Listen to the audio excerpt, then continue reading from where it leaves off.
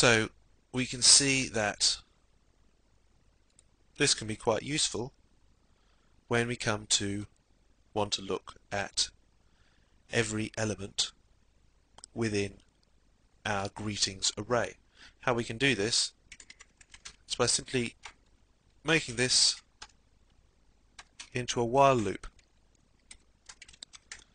and we're going to have to put in that other HTML break tag there, because now it's going to happen more than once. And the reason why this while loop will take us through every element is that it's going to carry out this every time, and the first time it's going to look at this element, then it's going to look at French, then it's going to look at Spanish, then it's going to try and look for the next one, and it's not going to find anything. And so it's going to set this current greeting array to empty, nothing, null. And therefore this while will evaluate false, and it will skip to the end of the curly brackets, and this will stop executing. So let's take a look at that in our browser. As we can see, it's output each key and then each value one by one.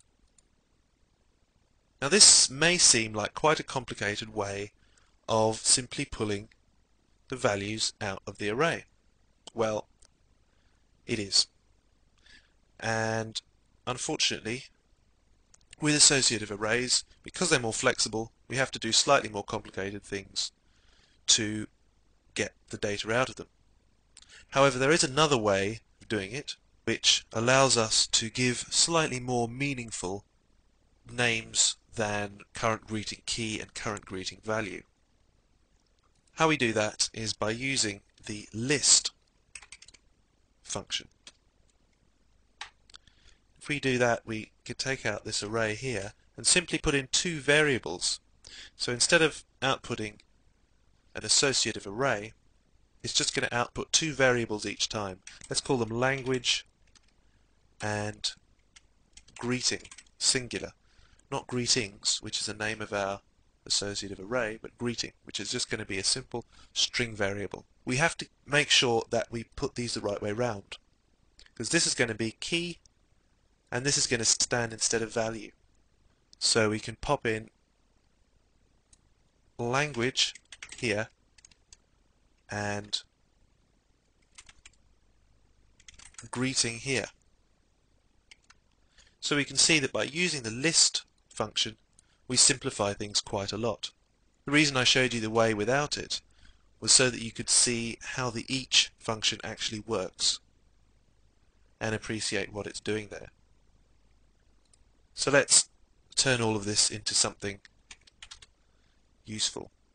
We can say in concatenation operator, then we can put a comma in and a space.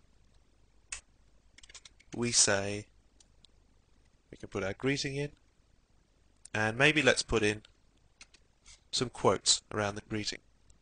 Now it's very important when we're putting anything within our double quotes, we don't use other double quotes, or if we do, we can escape them using the backslash. We're not going to learn about that yet. We're going to learn about that a little later. So let's just put in single quotes for now, and we're going to put in a single quote there. Those single quotes means that PHP is not going to get confused, think that we've somehow exited our double quotes when we haven't meant to. So let's save that. We're going to pop back to the browser and see what that outputs. In English we say hi there. In French we say salut, and so on. So as we can see, using the list and each functions, we can reference every key and value within our associative array. I suggest that you take the time to get comfortable with associative arrays and play with making them and using list and each to reference the elements, because that's quite a lot to digest, and you should practice it for yourself before we move on to our next movie.